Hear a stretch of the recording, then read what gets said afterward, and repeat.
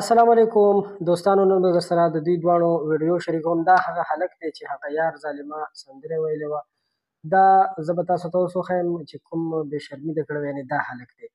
او د ده چې کومې ویډیوګانې راغلې وې، نو دوستانو که وګورو نو نن سبا یقینا چې خلک دومره رښتیا هم مجبوره نه دي چې دې بېهودګۍ ته یې لاس اچولی. ویډیو به یې تاسو سره شریکوم چې د هغې نه پس د بیا بله کومه داسې نوې کارنامه کړې ده. دا هغه هلک دی، ځان ته پټان بوی وایي، یعنې پښتون وایي ځان ته، او کارونه یې داسې دي لکه بېهوده غوندې کارونه کوي. تاسو کتلی شئ.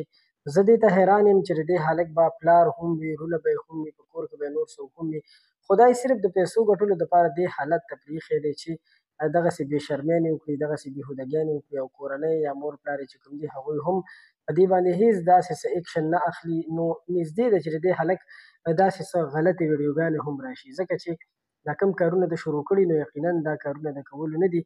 او د یو پښتون په صفت باندې زه به دا ووایم چې د ده په کورنۍ کې یا د ده په خاندان کې که هر څوک دا ویډیو وګوري نو پکار ده چې ده ته نصیحت وکړي، دا پوه کړي په خبر باندې چې د دې کار نه ځان وساتي، که نه نو دا ورځ لرې نه ده چې د دې عزت ته خطره پېښه شي. که ویډیو ستاسو خوښه شوې وي، زما په مطلب پوه شوي، ویډیو لایک کړئ، زموږ چینل درسره ضرور سبسکرایب کړئ.